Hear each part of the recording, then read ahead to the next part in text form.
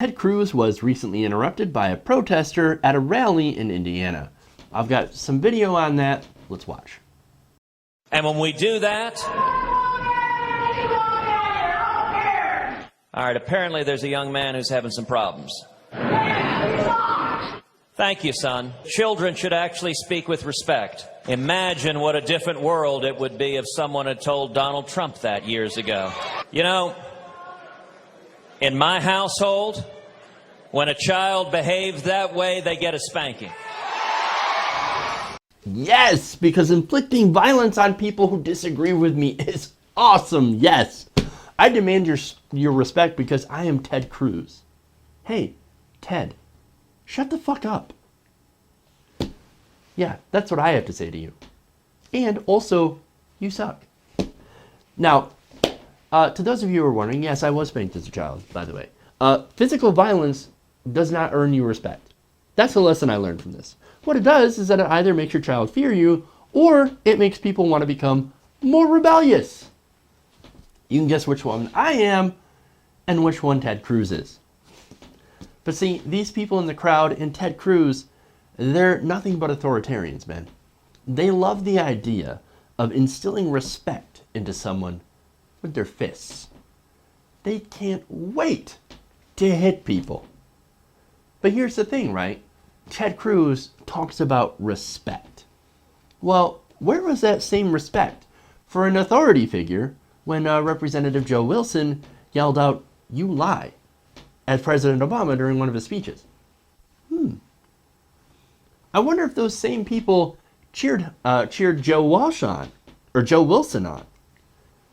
Or did respect go out the window?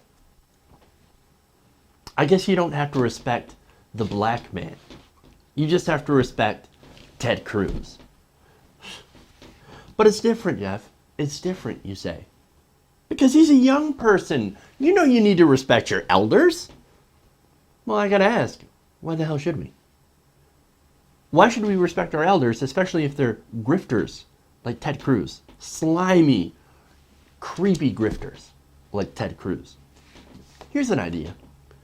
People should earn respect through their deeds, not automatically have it handed to them because of how old they are.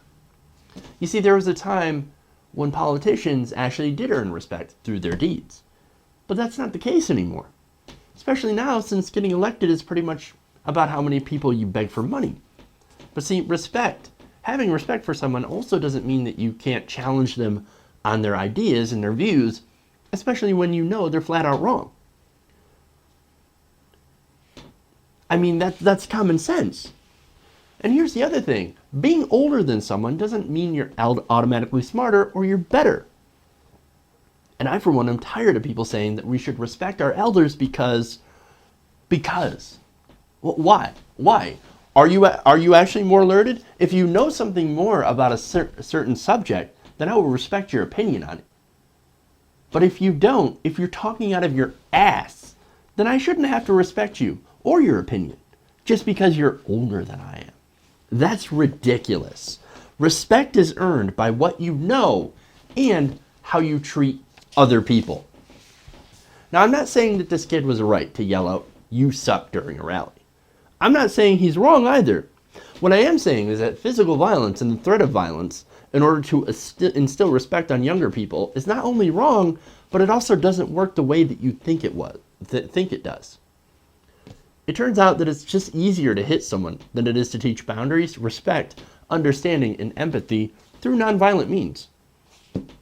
And if you do that, if you actually try to do that, as I know a lot of great parents who do, who choose not to spank their kids or use physical violence and intimidation, but instead teach them respect and understanding and empathy through these nonviolent means, well, they end up having better relationships with their kids. And they almost guarantee that they won't create another Donald Trump or a Ted Cruz. And I think that is definitely worth the investment in time.